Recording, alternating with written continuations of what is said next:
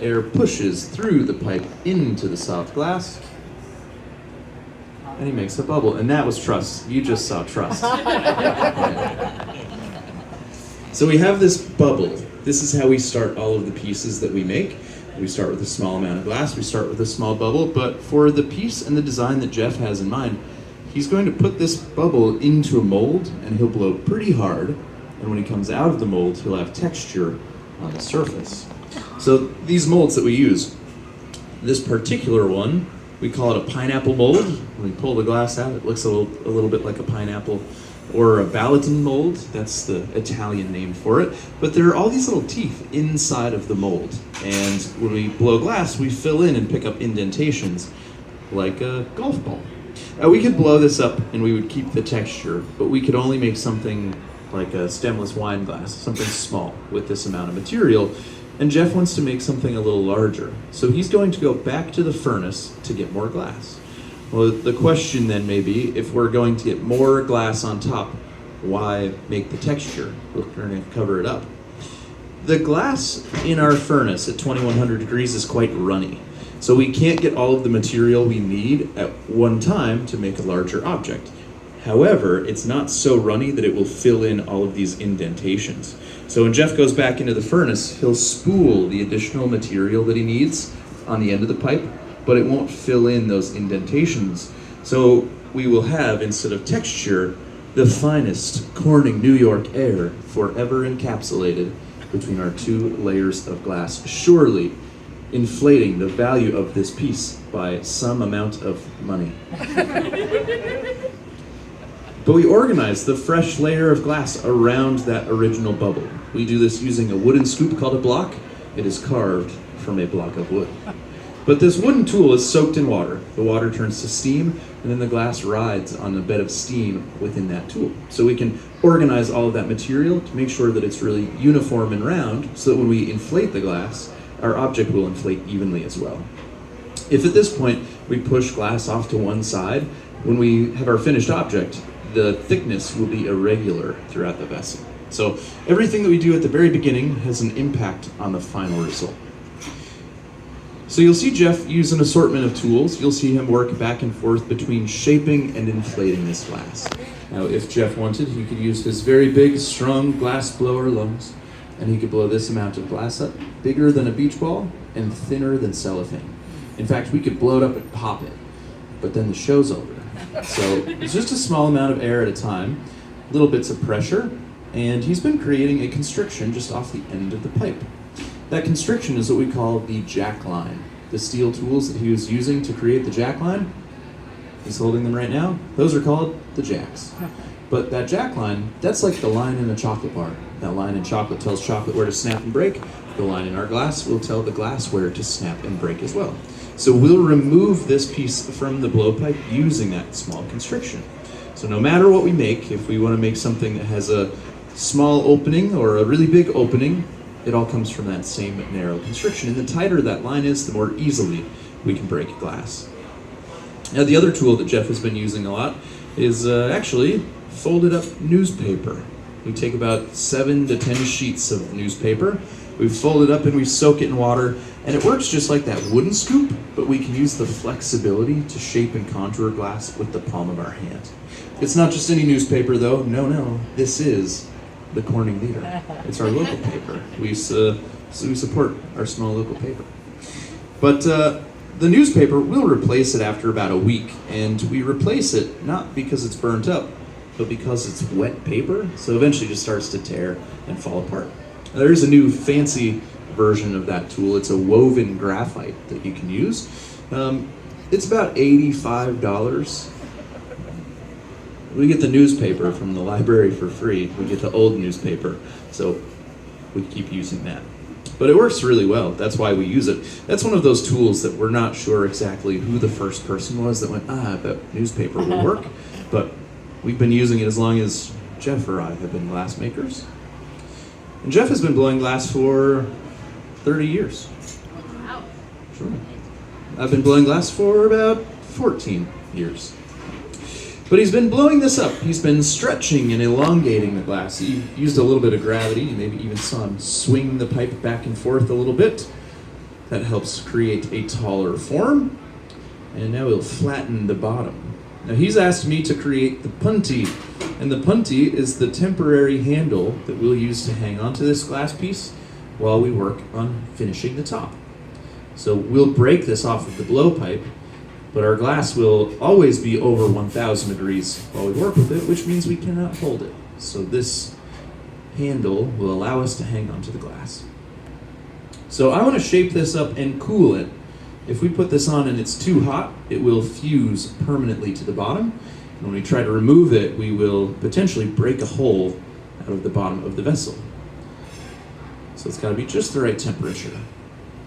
Jeff places the punty right in the center. When he's ready, we'll break this glass off of the blowpipe by using that constriction as well as some thermal stress. We chill the glass with the steel, we hit the pipe, the glass breaks off, and I think we should give Jeff a round of applause for a successful transfer.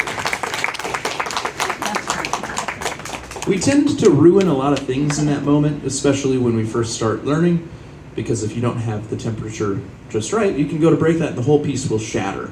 And we're not using thermometers, we're guessing. And Jeff now has 30 years of experience to draw from to make a very educated guess. But when we first start learning, we're just guessing and we ruin a lot of things. But we have to warm this glass back up. That takes a little bit of time. It's a good time for questions. Are there any questions? Yeah. What is the final piece that's going to be made? What is the final piece that's going to be made? This will be a fazzoletto. That means nothing. It means nothing. I didn't expect it to. A fazzoletto is a bowl similar to this. This is our little catch-all bowl. We have all kinds of little things in here. But it's a bowl that kind of mimics fabric. So fazzoletto in Italian means handkerchief. So it looks a little bit like draped or, draped fabric if it were upside down. I can't hold it upside down though because we have our things in here. But, imagine if it was upside down, it would look like fluted draped fabric. So that's what we are making. Oh yeah, it looks like a tablecloth around a table. It's a good analogy. So to get those different points, we have to cut through glass. And this is something that surprises a lot of people. We can cut glass with a pair of shears as long as we work it very quickly and as long as that glass is hot. So by the time that glass hits the floor, you can hear it already sounds pretty cold. It sounds pretty rigid. And that's a good indication of our working time at this point in the process. When we first started, we got the glass out of the furnace. It was thick. It stays hot for a long time. But now that the glass is inflated and it's thin, it's cooling off very quickly. So our working time gets much shorter. If you want to know what it feels like to cut through glass, you can take an orange peel and you can cut through an orange peel with normal scissors. It's kind of a soft and squishy resistance.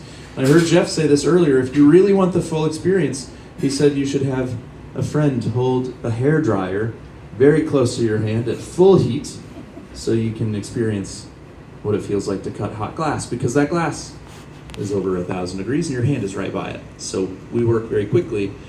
Sometimes we'll even dip our hand in a bucket of water behind us. We call it the water glove. It gives us a couple additional seconds of comfort before our hand is too hot. Jeff, are you gonna open this here, or are you gonna do a little bit more shaping? A couple maintenance seats, all right. So when we get to that final shaping step, it's pretty flashy, it's pretty dramatic, I don't want you to miss it. But Jeff said he needs to do a little more heating. Now, he's opened some additional doors on our reheating furnace there on the right side of the stage, and that allows us to create larger objects. We actually have one more set of doors that we could open if we were after a really big object, but we don't make anything usually too large up here. So while he was heating, he was building some heat further back into the vessel. Now he's getting ready for some additional doors. Are you going to do it here, Jeff? Yes. All right. So he said, this is the last move. So watch closely. When this glass gets hot, oh, Jeff, can you stand on the, oh, there we go. Give you the view inside of our reheating furnace. When this glass gets hot, it will start to try collapsing in on itself. It will want to buckle. And to prevent this, we can start to turn faster and faster, and that will prevent the glass from collapsing in on itself. In fact, it will start to spin this open away from center, make a much larger, much wider shape. So he'll turn really quickly, spins Wow. really fast, it spins open, he holds the glass down, it Oh. flutes, it ruffles, he spins it around. Wow. We have a lovely fazzoletto. Look how quickly that freezes in place. Isn't that beautiful? You can see all of those bubbles in there. So beautiful. You also saw Jeff swinging that over his head. That helps stretch that a little bit further. That was another show of trust between us. It's very close. Yeah. But now we're all finished. That was the last shaping move. So we are going to put this away into an oven to slowly cool. Now our oven is called the annealer, and we will anneal this glass. We'll put it into the oven that's 965 degrees Fahrenheit. We will cool this down overnight. So another tap that breaks off. I'll show you. It's still very hot. A little paper towel catches Wow. immediately on fire. So that's how hot that still is. And then we will put this into the oven and cool it overnight. So this piece we will see again tomorrow. But there we have it, a lovely bubble trap fazzoletto. That's Jeff Mack, everybody. And you. Oh, and me. Oh, thanks. Oh, that's so kind. Were there any final questions? Yeah. Yeah, where did we learn? A lot of glassmakers now, we learn in school. So it's typically art school, college, or university. Jeff went to Bowling Green State University in Ohio. I went to a school called Hastings College in Hastings, Nebraska. So there are colleges around the country, probably 40 or 50 programs. There's one in Hawaii. That's where I should have gone. That would have been better than Nebraska. But yeah, that's how a lot of us learn these days. Yeah. Yeah. Where is the coloring step in making of the glass? Sorry, one more time. Where do we add colors? When in do we this? add colors? Yes. Yeah. So we typically add color at the very beginning. We get the glass out of the furnace and we roll through these small shards, these little crushed up chips of glass. These pieces heat up and they stick like sprinkles on ice cream, and then we melt them in smooth. So it's a fast and easy way to apply color. Now, we purchase these. The company that makes them makes the color by adding different metals into the clear glass recipe. So this is green, it'll be made with iron oxide. Iron makes green glass. Okay. All right. Well, that'll do it. I know that some people got in a little, you missed the demonstration. Don't worry. We still have additional demonstrations we have